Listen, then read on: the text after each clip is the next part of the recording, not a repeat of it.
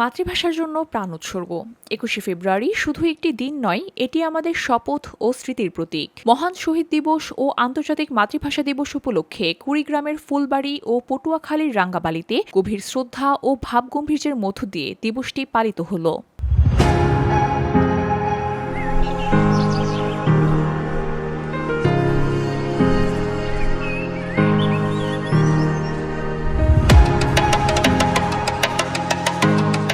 ফুলবাড়ীতে সকালেই ২১-এর প্রথম প্রহরে শহীদদের প্রতি শ্রদ্ধা জানান উপজেলা প্রশাসন, রাজনৈতিক ও বিভিন্ন সামাজিক সংগঠন।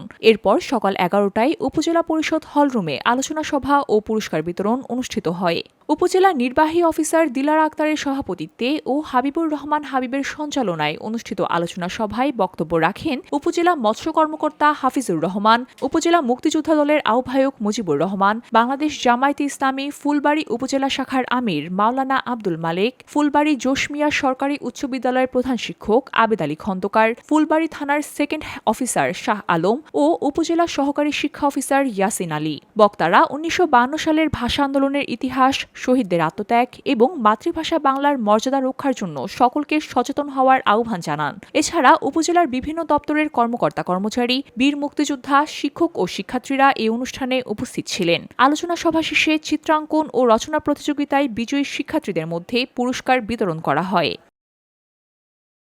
একই দিনে পটুয়াখালীর রাঙ্গাবালিতে সকাল ৮টায় উপজেলা কেন্দ্রীয় শহীদ মিনারে পুষ্পস্তবক অর্পণের মাধ্যমে ভাষা শহীদদের প্রতি শ্রদ্ধা জানানো হয়। উপজেলা প্রশাসনের উদ্যোগে আয়োজিত কর্মসূচিতে উপজেলা নির্বাহী কর্মকর্তা, বিভিন্ন সরকারি দপ্তরের কর্মকর্তা কর্মচারী, রাজনৈতিক সংগঠন, মুক্তিযোদ্ধা, শিক্ষক ও শিক্ষার্থীরা অংশগ্রহণ করেন। রাঙ্গাবালী উপজেলা হলরুমে আলোচনা সভায় বক্তারা ১৯৫২ সালে ভাষা আন্দোলনের বীর শহীদদের আত্মত্যাগের কথা স্মরণ করেন। বিশেষভাবে উল্লেখযোগ্য, ভাষা শহীদদের আত্মত্যাগের আন্তর্জাতিক স্বীকৃতি হিসাবে ১৯৯৯ সালে ইউনেস্কো ২১শে ফেব্রুয়ারিকে আন্তর্জাতিক মাতৃভাষা দিবস হিসাবে ঘোষণা করে এবং এরপর থেকে বিশ্বব্যাপী দিবসটি যথাযথ মর্যাদার সঙ্গে পালিত হয়ে আসছে।